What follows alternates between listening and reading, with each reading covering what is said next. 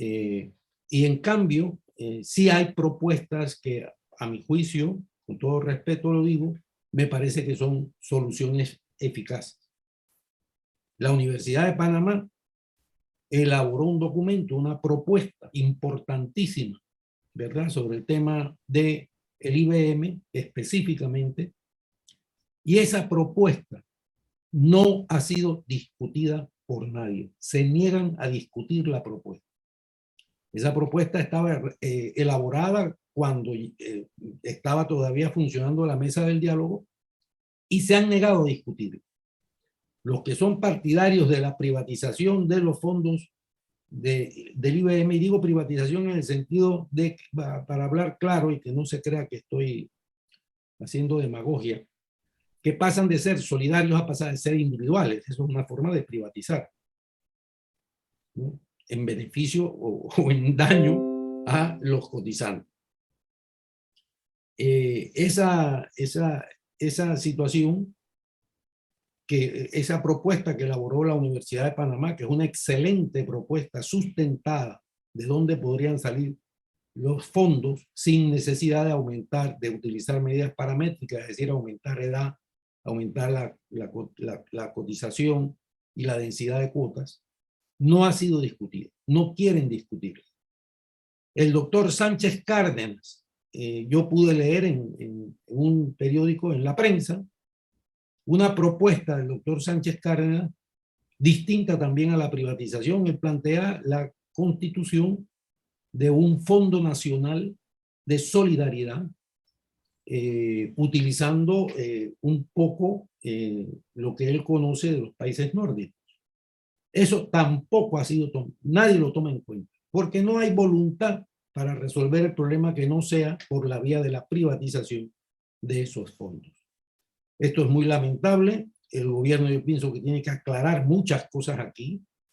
El gobierno debería de llamar a una discusión sobre estos dos planteamientos, tanto el del doctor Sánchez Cárdenas como el de la Universidad de Panamá, por la sencilla razón de que no necesariamente hay que privatizar, transformar esos fondos solidarios en fondos individuales, en cuentas individuales, porque eso lo que va a generar son pensiones del 35% de los 10 últimos años salariales. 35, 40% como máximo. Eso es bueno, lo que yo puedo informarles sobre el tema de la minería. Hay un rechazo al proyecto y a proyectos mineros, porque claro, este contrato abre las puertas, esta es otra cosa que hay que decir, a transformar el país, a Panamá en un país minero. Porque no es que solamente a esto se les va a dar, a Quantum se les va a dar un contrato para explotar minería. Esto es abrir las puertas a la explotación, a transformar este pequeño país en un país minero. Pero bueno, no sé si la compañera Cristel o la compañera Juana, que están aquí, quieran decir algunas opiniones, algunas palabras sobre este tema. Sí, yo creo que tú has sido muy claro en los daños que tiene, ¿no? En los daños que tiene para el país. Creo que es, sobre todo en términos del medio ambiente, tal como está ubicada las minas en Coclé, en el área de Donoso, los peligros de contaminación de las aguas, igual que lo que está planteado para las minas de Remance. Realmente para las mujeres es aterrador.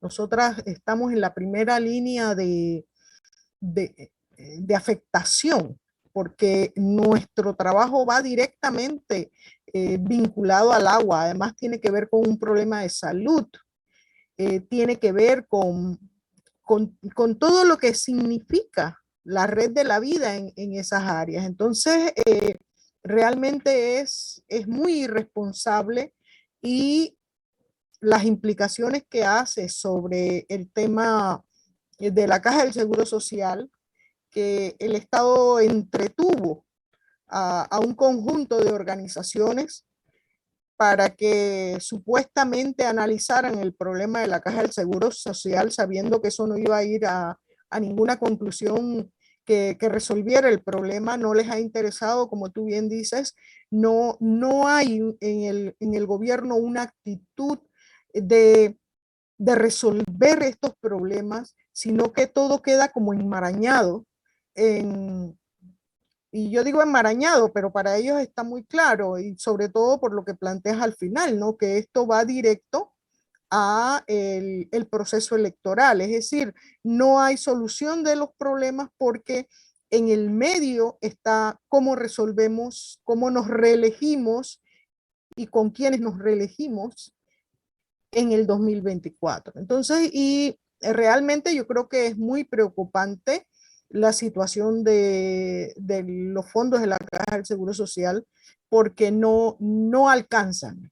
Lo que está planteado no alcanza para, para enfrentar el problema. Entonces yo sí pienso que es importante eh, la denuncia respecto a esta conducta del gobierno, porque aquí los problemas se van como engrosando una pelota, ¿no? Una pelota que tiras de un gobierno a otro y nadie resuelve el problema y después lo que hacen es poner curitas porque realmente no hay una solución, lamentablemente, ¿no? Otra cosa dirían, por ejemplo, tenemos una situación muy grave en materia de empleo.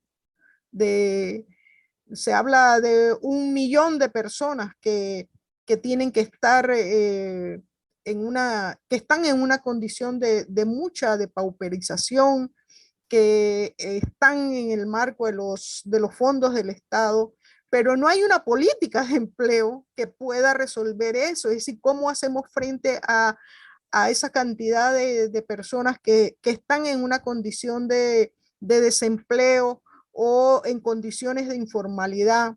Y como bien se dicen los laboralistas, es que hay un aumento del Producto Interno Bruto, pero no hay un aumento de la contratación laboral. Entonces es muy grave lo que vivimos y no se atiende eso. Entonces son como lo que yo digo, es como esas bolas que van nutriéndose de los problemas y que lo que hacen cada gobierno es tirarlo más adelante, ¿no? Y no lo enfrenta. Y ahí vamos a seguir teniendo esos mismos problemas y, y sobre todo el tema del empleo, que no se aborda adecuadamente, porque eso podría contribuir a mejorar las finanzas de la caja. Pero si no hay empleo, pues seguimos a expensas de otras cosas, ¿no? Y como alguien decía, que las pensiones ahora pasan a ser parte de la responsabilidad social empresarial en lugar de ser una política del Estado de protección de los trabajadores y trabajadoras.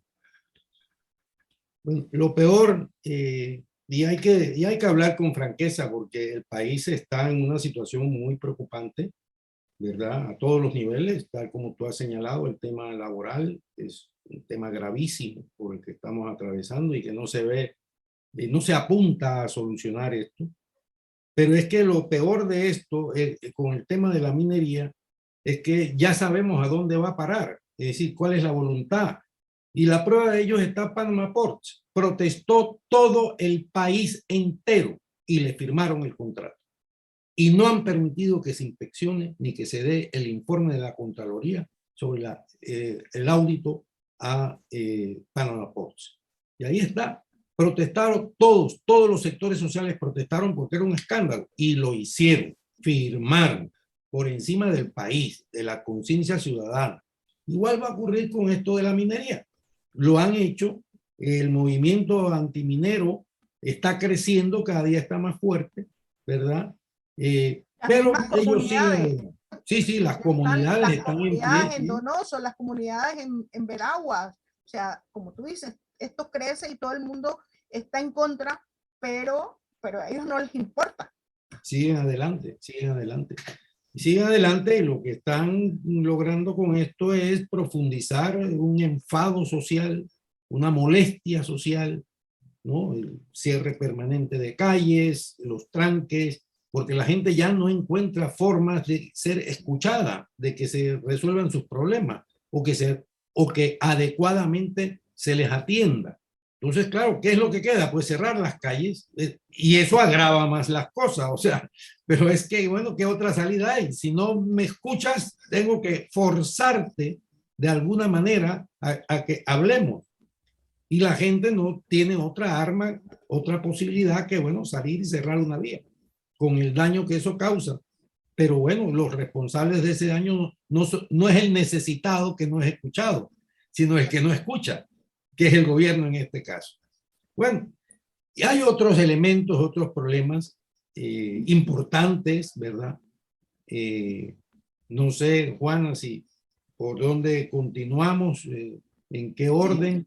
Es que junto, escuchándote, me acuerda la sesión y lo que vi en los medios sobre el proyecto que le retribuye nuevamente a los representantes y a los alcaldes gastos de representación. Porque los problemas de la gente común no se resuelven, pero la preocupación fundamental de quienes gobiernan en este momento es cómo nos damos más fondos públicos, porque es eso, cómo le retribuyes más dinero a representantes, a alcaldes, y no así los problemas que tiene la gente común. Claro. Y además es tan descarado. Es decir, si los problemas de la gente común no importan, pero para ellos el descaro es lo que predomina. Es decir, ese descaro de decir la sociedad civil que grite todo lo que quiera, porque al fin y al cabo ellos no buscan votos, pero es que la sociedad civil no está en ninguna elección popular, mientras que ellos sí, pero lo que pasa es una utilización de fondos públicos para generar para generar todo el clientelismo que ellos saben que tienen que comprar votos y tienen que hacerlo porque sencillamente la gente no les votaría, la gente no iría a votar por ellos. Y lo dicen con un descaro que realmente indigna, es decir, escuchar a esos diputados defendiendo estos actos de corrupción. Realmente Sí, son actos de corrupción, efectivamente. son de un descaro, claro, es de un descaro muy grande en condiciones que los trabajadores y trabajadoras en este país hoy viven con salarios reducidos a los que han podido ingresar al mercado de trabajo y otros están sencillamente sin empleo. Entonces, eso genera una indignación muy fuerte. Y como tú decías, aquí el costo del combustible se ha incrementado, el costo de la comida se ha incrementado, todo se ha incrementado. Entonces, ¿cómo pueden darnos semejantes bofetadas, diría yo, en el rostro con esas políticas? Es decir, no nos importa si los demás se mueren de hambre, pero nosotros tenemos que garantizar los $13,000 de la rectora de la UNACHI, tenemos que garantizar los gastos estos de movilización que son para reelegirse, tenemos que aguantarnos todo eso, mientras que hay personas en este país que no pueden comer 3 veces al día. Cristel, ¿qué te parece todo esto? Que es realmente como una película de terror, solo que es una realidad que estamos viviendo día a día en el país, ¿no? Sí, gracias Monchi, gracias Juana, totalmente con los comentarios que han expuesto al respecto. Y sinceramente, mi criterio es que no estamos camino a un abismo en cuanto a nuestro sistema político y nuestra democracia en Panamá. Estamos en un abismo, estamos cayendo de un precipicio. Es lo que he concluido por cada uno de los actos ya realizados por nuestra autoridades, por el gobierno de turno, uno tras otro, día a día. Parece que no termina la desfachatez o el descaro, como bien lo califica Juana. Todas las medidas y políticas que se vayan a ejecutar y leyes, eso tiene que quedar claro, en este momento en adelante, va a tener dos tendencias electoralistas o tendencias de capitalizar para poder asegurar las elecciones que vienen. Todo lo que no entre dentro de esas dos esferas simplemente van a voltear la cara y no van a hacer nada. Y es precisamente por esa condición, incluyendo a han obviado la crisis de seguro social, que ahora se agudiza y que ahora también es parte de ese abismo en que nos encontramos, precisamente porque ni me capitaliza ya mi bolsillo electoral, ni me sirve para ganar las elecciones. Y eso es una característica clara de una partidocracia que, a mi juicio, es totalmente antidemocrática, ¿ya? Y eso es muy grave. Eso es muy grave. Eso es lo que pudiera o quería comentar al respecto de lo que ustedes dos han dicho. Mira, hablando de antidemocrático, precisamente hemos atravesado la semana pasada, o esta semana todavía, por una situación verdaderamente extraordinaria, ¿verdad? Que ha sido el mantenimiento del fuero electoral al señor Ricardo Martinelli. Y aquí el problema, y hay que decirlo con toda claridad, no es el señor Ricardo Martinelli. O sea, el problema es que el Tribunal Electoral, dos magistrados del Tribunal Electoral, conscientes de lo que hacían, han defendido, han mantenido el fuero electoral fundamentándose esencialmente en el principio de especialidad, que dice que los extraditados, como el caso este específico, no pueden ser juzgados por ningún otro delito previo a su extradición que no sea aquel del por qué fue extraditado. Es decir, todo el pasado del señor Martinelli o de cualquier otro ciudadano que fuese queda suspendido por horroroso que sea ese pasado. Pero es que el problema que hay aquí es que el Tribunal Electoral tiene jurisdicción en materia electoral y el tema del principio de especialidad es un tema que corresponde a la esfera de lo penal, de la justicia penal, ¿verdad? No a la justicia electoral. Y estos dos magistrados, pese a que el magistrado Valdés Escofri había hecho una inicial ponencia en el que advertía precisamente cuáles eran los peligros y cuál era el camino para mantener, para levantar el fuero electoral, porque no había justificación para mantenerlo, estos otros dos magistrados han dictado sentencia fundamentándose en el principio de especialidad que no era materia del Tribunal Electoral. Esto ha tenido unas consecuencias tremendas. Tremendas porque aquí hay dos situaciones muy graves. La primera de ellas es un acto ilegal constitutivo de delito, a mi juicio, ¿verdad? No soy yo el que debe juzgar. Ahí está la Corte Suprema, que es a la que le corresponde velar por el buen comportamiento de los funcionarios, de los altos funcionarios del Tribunal Electoral. Pero a mi juicio ahí se ha cometido un delito, puesto que ellos han sentenciado a conciencia que lo hacían contra derecho, es decir, que no eran sus atribuciones. Por supuesto, eso de inmediato ha sido recurrido ante la Corte Suprema de Justicia con un recurso de inconstitucionalidad. La Corte ha solicitado, como mandan las normas procesales, la opinión del Procurador General de la Nación, y el Procurador General de la Nación, hecho un análisis enjundioso del tema, concluye que efectivamente se han violado 5 artículos de la Constitución Nacional, imagínense, ¿verdad? Y que por lo tanto han sido una sentencia inconstitucional.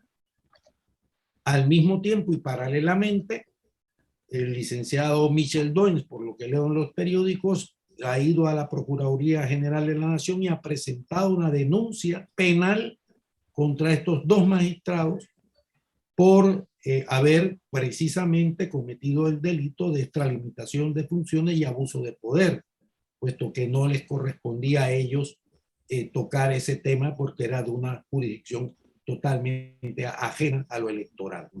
Por lo tanto, ahora la Corte tendrá que ver qué hace, si analizado la demanda, la denuncia considera que hay elementos para separar a estos 2 magistrados del Tribunal Electoral de sus cargos e incluso de enjuiciarlos y condenarlos si fuese el caso.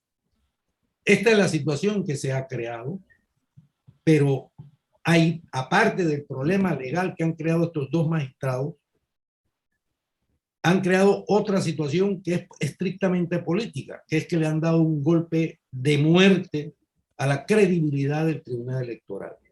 Porque si magistrados del Tribunal Electoral son capaces de actuar de esta manera, ¿por qué se les ha de creer qué fidelidad puede haber respecto a las elecciones del 2024? Si para apoyar, tirar un manto de impunidad sobre XY personas han hecho esto, en el 2024, ¿qué pueden hacer o no hacer para facilitar, favorecer, etcétera, a tal o cual candidato? Es decir, las sospechas que genera la actuación de estos 2 magistrados a partir de ahora, realmente, como dice Cristel, nos hunden aún más en el abismo en el que se encuentra el país, porque crea una situación de inseguridad electoral que es gravísima, gravísima. Aparte de todos los otros problemas que tiene el país, ahora se agrega cara al 2024. No sé. Claro, y que además es la única institución, la única, que quedaba un poco libre, ¿no? De toda esta contaminación que vemos en los órganos del Estado. O sea, porque, y yo vinculo también esto del fallo con todos los otros temas, como violas la Constitución y son justamente quienes están obligados por la ley a respetarla, a defenderla. Ellos mismos, como se dice, se pasean en la Constitución y no les importa. Y los ciudadanos y las ciudadanas, pues, a ver cómo ellos hacen estos actos, ¿no? Yo creo que yo te he escuchado a ti por los medios de comunicación y efectivamente tiene que haber cómo vamos a ir a unas elecciones en el 2024 con esta falta de credibilidad, porque es eso, lo que tú dices es liquidaron lo poco que había en este abismo, como dice Cristel, ¿no? Lo poco que había lo han terminado de liquidar. ¿Y qué nos queda? ¿Qué nos queda? ¿En qué podemos confiar para el periodo electoral 2024? Yo creo que ahí hay un gran problema y que a la Corte le tocará actuar en derecho para resolver una situación tan compleja como esta que vivimos. Porque y urgente, compleja y urgente. Claro, porque el Tribunal Electoral ha excedido sus responsabilidades para blindar actos de corrupción. Eso no puede quedar impune. Eso no puede, es insostenible. Además, el repudio que nosotros observamos en la ciudadanía es muy fuerte, muy fuerte. Entonces, sí, la Corte tendrá que, y esperamos, o sea, tenemos mucha esperanza en quienes han entrado nuevos en esa corte, para que actúen de forma distinta como lo han hecho los magistrados que ahí han estado durante más de 10 años. Así es. Cristel, ¿qué te parece toda esta actuación del Tribunal Electoral y todo lo que ha creado legal e institucionalmente, ¿no? Porque ahora también esto es una situación que pone a la Corte Suprema de Justicia en una situación también observada por toda la ciudadanía, tal como dice Juana, con grandes esperanzas de que se actúe ejemplarmente y nos den una imagen distinta de la que se nos ha dado de una corte totalmente corrupta y entregada a los poderes políticos del país. Gracias, gracias Monchi, gracias Juana. Mira, en efecto, cuando se emitió este fallo por el Tribunal Electoral, fue precisamente el día que yo dije, o que yo vi a Panamá caer en el abismo. Ese día yo la vi caer en el abismo. Y si la Corte fallara en la línea de ese fallo, yo veo a la democracia de Panamá inexistente. La vería de esa manera, o por la gravedad que esto implica. Mira, hay un primer punto que yo quisiera que la población, quienes nos escuchan, nos ven, estén claros.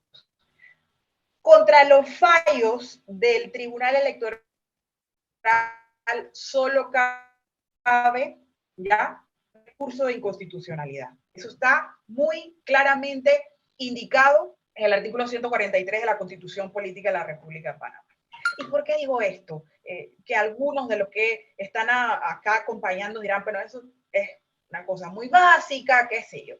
Porque cuando toca hacer un ejercicio de repaso y todo sobre estos temas, me pongo a ver unas noticias y estos personajes que trato de verdad de no escucharlos ni verlos porque me dan dolor de estómago, dicen no, que una sentencia del tribunal no puede recurrirse ante la corte, y entonces empieza toda esa desinformación.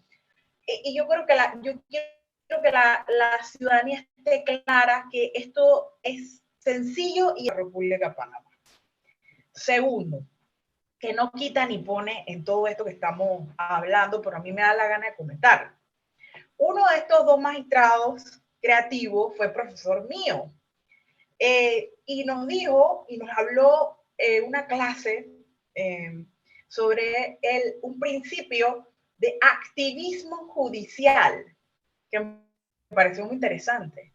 Y cuando yo veo este fallo, digo, este señor es súper activista. El activismo judicial es ese principio que le deja, que es una fuente de derecho que permite a los jueces y magistrados legislar o fallar de una forma diferente, progresista, como nunca antes se había hecho.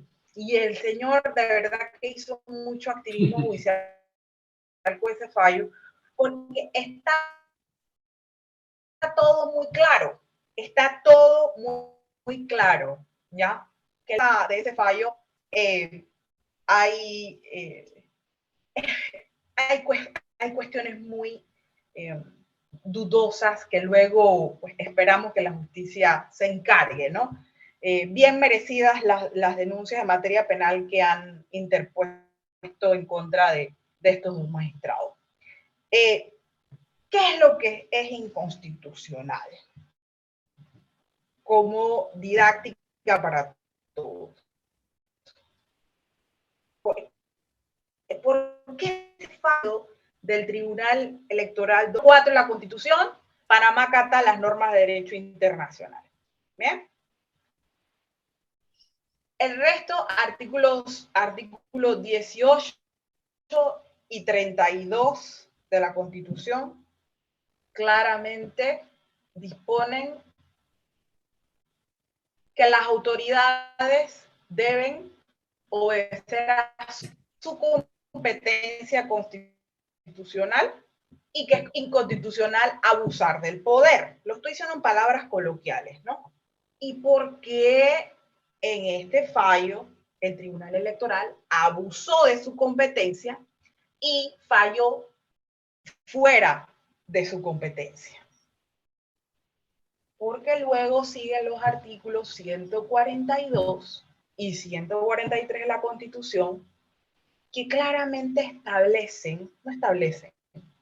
disponen, instituyen cada una de las funciones del Tribunal Electoral. Y sobre este tema, señores magistrados de la Corte, señor activista judicial, que ojalá que escuche esta, bueno, eso está difícil, ¿no? Pero ojalá que escuchara este programa, lo viera, a los señores activistas judiciales. Así como existe ese principio, ¿no? También todos sabemos que bajo la teoría pura del derecho, ya, y perdón por ser tan doctrinaria, la constitución política del Estado se comporta de forma y se debe comportar y se debe interpretar y aplicar de forma estática, ¿ya? Porque trabaja bajo una, perdón por la redundancia, bajo una estática jurídica. Tú no puedes moverte como te dé la gana jurídicamente aplicando la Constitución o interpretando la Constitución con un activismo judicial loco. Ya. Cristel, estás teniendo problemas con la transmisión. Y un largo etcétera. ¿Se cayó la señal? No. No se ha caído, pero está muy inestable tu señal, muy inestable. Sobre todo el audio. Okay. Sí. Déjenme quitar la cámara. Ahora se escucha mejor, ¿me confirman? Sí, ahora se escucha mejor. Ok. Entonces, como les decía, la Constitución es la estática jurídica. Tú no puedes ser activista, no puedes ser dinámico alrededor de la Constitución. La dinámica jurídica está alrededor de la Constitución. La ley, los decretos, las resoluciones, el sistema que se adapta, ¿no? Mientras tú no hagas una reforma constitucional, una nueva constituyente, lo que tú quieras con la Constitución para que cambie, se adapta a los tiempos, qué sé yo. Tú no puedes moverte como te dé la gana y menos como magistrado conforme a la Constitución. Tú tienes que obedecer taxativamente tus facultades conforme lo dice la Constitución Política de la República de Panamá. Y el artículo 142 y 143 de la Constitución no le dan atribuciones al Tribunal Electoral de fallar y conocer asuntos en materia penal. Eso es claro, ¿ya? Lo que tenía que hacer, sí tenía, porque, a ver, existe el principio del contradictorio y la doble instancia. No es que estoy diciendo que el señor actuario del caso del levantamiento del fuero, no podía recurrir. Sí, tiene todo derecho de recurrir y todo lo demás conforme al principio de doble instancia, derecho a ser oído y el contradictorio. ¿Ya? Pero ¿qué en derecho, qué es lo que debía hacer el tribunal? Ya confirmar la resolución del juzgado que acata la orden de la jueza penal. Bien, tenía que confirmar, ¿ya? La resolución 2-2022 de 23 de febrero. Bien, eso era lo que tenía que hacer el Tribunal Electoral. Entonces, si pasara lo contrario, o pasara una desfiguración completa y podredumbre de la democracia de Panamá por nuestras autoridades, ya, es decir, como lo mencioné en principio, que la Corte siguiera esa línea absurda del Tribunal Electoral con este fallo de 22 de marzo de 2022, definitivamente que esto sería recurrible ante los tribunales internacionales, especialmente ante el Sistema Interamericano de Derechos Humanos, siendo el artículo 8 y 25 parte del bloque de la constitucionalidad, ojo, al artículo 8 y 25 del Pacto de San José, son parte del bloque de la constitucionalidad, y otros colegas y parte, muchos abogados y abogadas del gremio lo han explicado ya con mucha precisión, con mucha docencia en los medios, en la televisión, radio, redes, sobre la claridad que tenemos todos frente al exabrupto de los magistrados del Tribunal Electoral al decidir revocar el levantamiento del fuero penal electoral mediante la resolución 2-22 de 22 de marzo de 2022. Y por último, otra desinformación que anda por las redes y por los medios, que dice los defensores de hecho y de derecho del señor que cómo es posible que se presentara esa inconstitucionalidad y que tan rápido se admitió. Óigame, pero ¿por qué no dicen, a ver, que el 9 de marzo del 2022 entró al despacho del magistrado ponente el fallo, el caso, y el 22 ya había una resolución? O sea, ¿por qué no hablan de ese corto tiempo en que ocurrió todo? ¿Ya? La fecha de emisión de resolución del juzgado electoral fue el 23 de febrero de 2022. Fecha de remisión del expediente a la Secretaría General para que se surta la apelación 9 de marzo de 2022, fecha de entrada al despacho del magistrado ponente 9 de marzo del 2022, y la fecha del fallo es el 22 de marzo del 2022. ¿Por qué no dicen eso? ¿Ya? Entonces, para mí está todo muy claro. Dos cosas: es inconstitucional y detrás de este fallo hay varias cuestiones dudosas que la justicia debería encargarse de judicializar. Con eso Gracias. termino mi intervención al respecto. Vamos a devolverle a los que nos escuchan y nos ven los minutos que les robamos al inicio. Es decir, vamos a tomarnos unos minutos más para poder compensar un poco la tardanza con la que se inició el programa, reiterando nuestras disculpas porque ha sido un problema técnico que nos tuvo a todos muy tensos y preocupados. Pero hablando de lo que dice Cristel, de estas violaciones descaradas de la Constitución, que pueden llevar el país a una situación realmente extraordinariamente preocupante, pues ya se está haciendo una especie de costumbre el ver acciones como esa. Por ejemplo, está el caso de la ley que aprueban los diputados en contra de la revocatoria del mandato que la Constitución otorga a los partidos políticos. Efectivamente, la Constitución de la República dice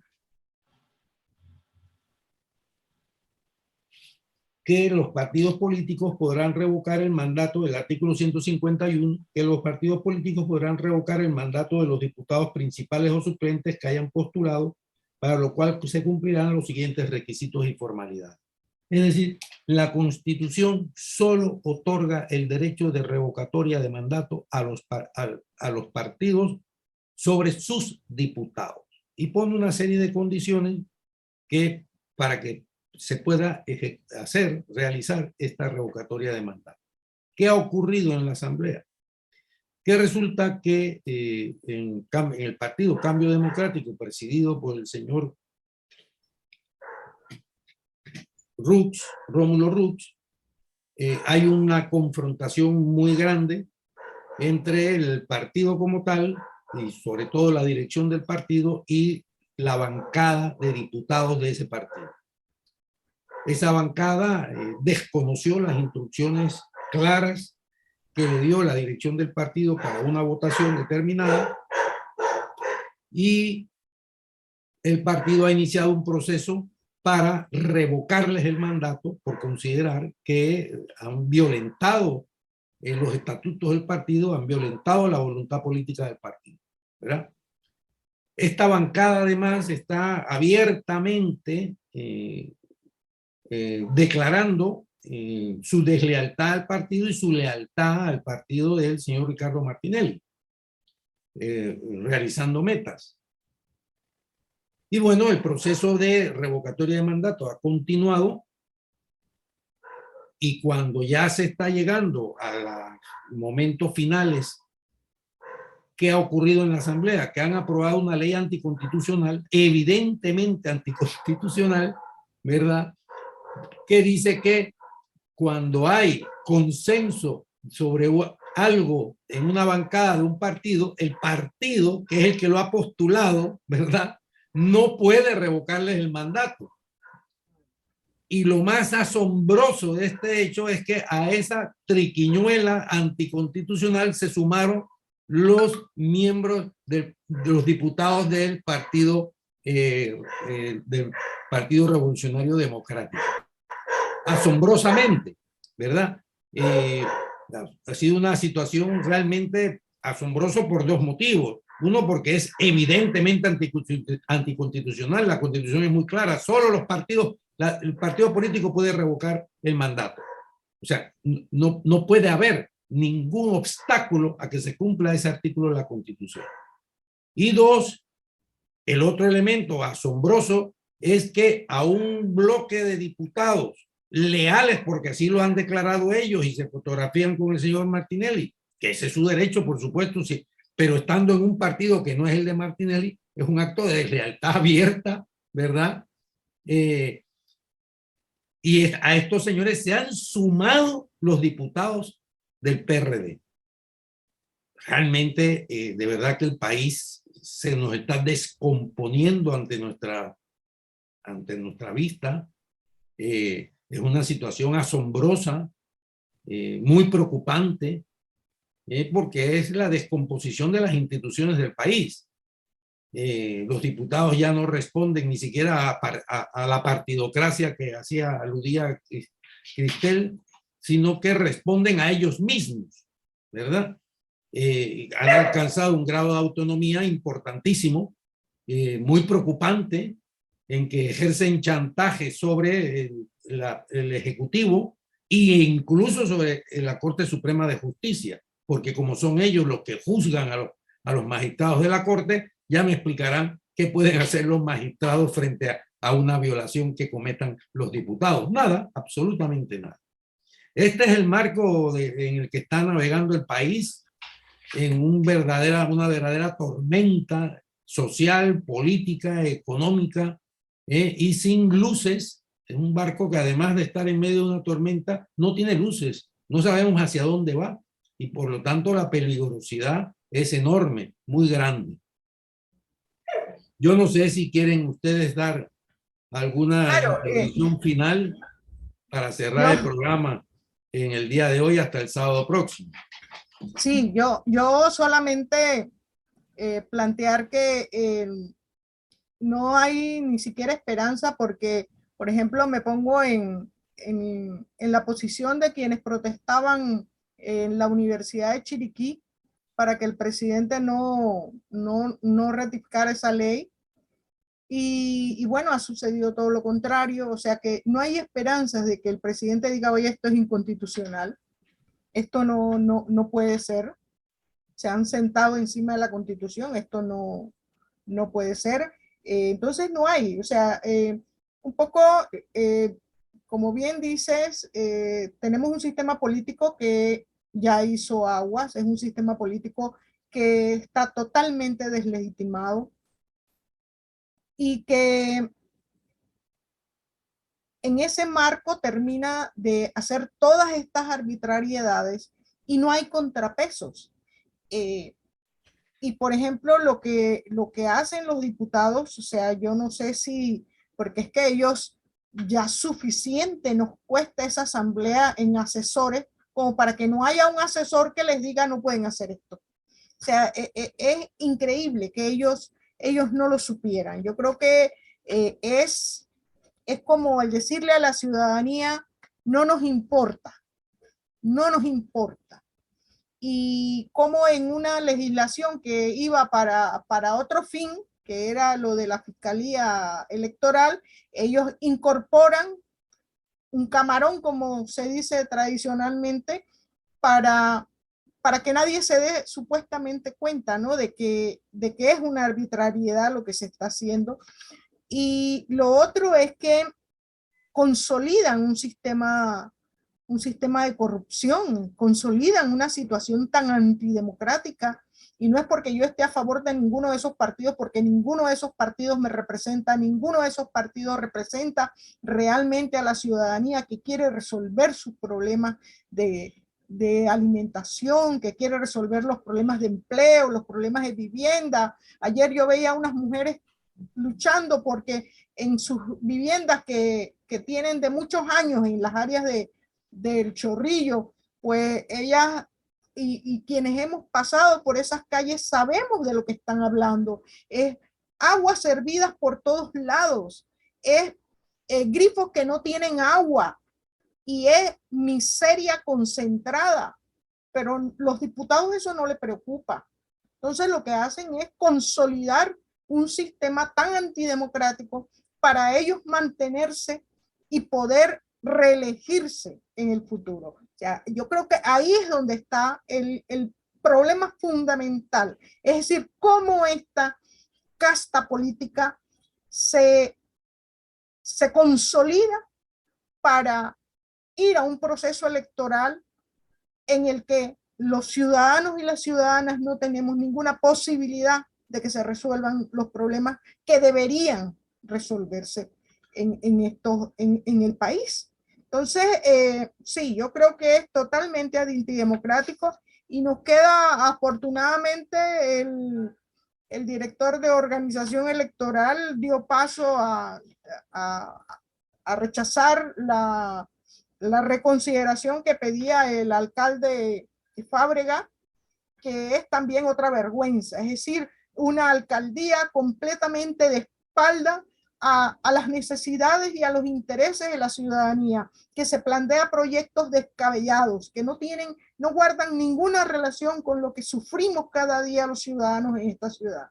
Entonces, afortunadamente, y habrá que seguir la lucha ahí para revocar mandatos, porque yo creo que la ciudadanía tiene que hacerse sentir frente a toda esta podredumbre que vivimos con este sistema político. Bueno, Cristel, no sé si quieres decir algunas palabras de despedida antes de cerrar el programa. Nos quedan 3 minutos. No sé si quieres decir algo y si te... Sí. Sí, no he puesto la cámara porque estoy fuera de la ciudad y aquí donde me encuentro no tengo, parece que buena cobertura. No hay problema. Miren, Con que te escuchemos escuchándolo, y ustedes saben que a mí no me gusta ser infantil en estas cosas y evito las metáforas y ser mística en mis comentarios, ¿no? Pero me lo voy a permitir en este momento. Primero voy a decir unas palabras y voy a hablar como hablaría mi abuela o mi abuela. Peor es el ciego que no quiere ver, ¿ya?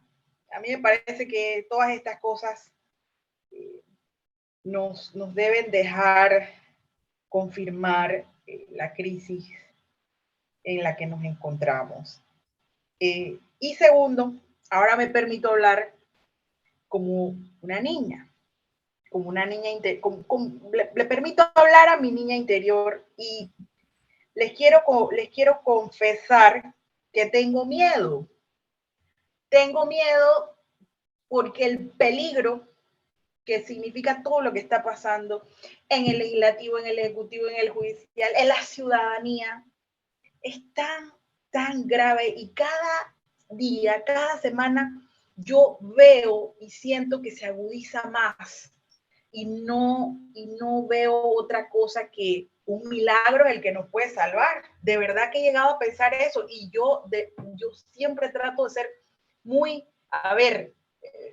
científica en estos análisis, pero he llegado estoy llegando al misticismo y estoy llegando a concluir que solamente un milagro nos va a salvar como país, por lo menos a corto y mediano plazo. Bueno, bueno, para cerrar el programa, y pidiendo, insistiendo en pedir disculpas por la tardanza, que no se va a volver a repetir. Nos vamos a ver el próximo sábado para seguir analizando detalles de las coyunturas inmediatas que van ocurriendo. Nosotros somos de la opinión, y lo hemos dicho varias veces, que cada día el país va a estar peor, que nada de esto son cosas que deben sorprendernos, que el sistema político se está derrumbando completamente, que los malos son los que aparecen como buenos y los buenos son los que aquí tenemos. Bueno, y ya digo bueno, hablando de la honestidad ciudadana, ¿no? ¿Verdad? Y que esto es una situación de un mundo al revés. Me acaba de llegar ahí una noticia de la nómina que va para el Comité Ejecutivo del Partido Revolucionario Democrático. Ya ha habido, al parecer, un acuerdo. El periódico Mi Diario se ha enterado del acuerdo y lo ha hecho público, ¿verdad? Y quiero despedirme leyéndoles cuál es la nómina. Me parece importante que la ciudadanía conozca esta situación, ¿verdad?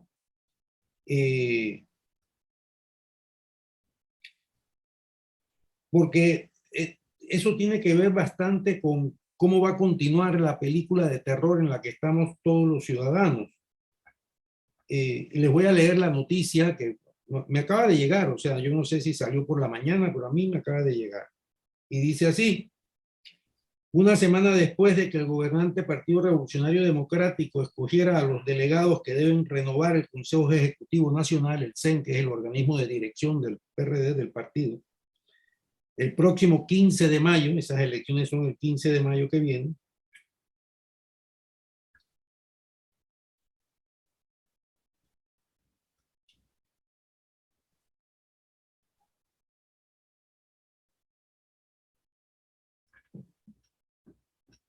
disculpen, pero es que hay mala señal y tengo ya. Pues sí, la nómina consensuada que va hacia a las elecciones, que probablemente sea una nómina única, ¿no? Presidente del partido va a ir Benicio Robinson nuevamente. De secretario general del partido, Gaby Carrizo. De la primera vicepresidencia del partido, Raúl Pineda, el diputado Pineda, ¿no? Y luego el primer subsecretario general del partido será Cipriano Adames. El segundo subsecretario del partido va a ser Alex Lee, el alcalde de Colón. Ay, no, Monchi, eso no es cierto. La cuarta subsecretaría la tendrá Jairo Bolota Salazar. Ay, no, Monchi, eso debe ser un chiste. No, es bueno, sí, puede ser que esto haga sonreír a mucha gente y haga reír, pero para no llorar, efectivamente. Pero bueno, esto es lo que va a dirigir el PRD en los próximos 2 años y medio. De aquí va a salir el candidato presidencial, que ya sabemos quién es, todos sabemos quién va a ser, y además quiero decirle que van con aspiraciones de reelección. Esto es indiscutible. Y de uso de los fondos públicos para reelegirse. Así es, lamentablemente así es. Pero bueno, probablemente la semana que viene vamos a tener tiempo para hacer un análisis más a fondo de esta situación. Con ello nos despedimos, les agradecemos la atención, que tengan buenas noches y que reflexionemos todos sobre la situación y todas sobre la situación en la que se encuentra Panamá. Buenas noches y gracias por habernos escuchado. Buenas noches, gracias. Gracias.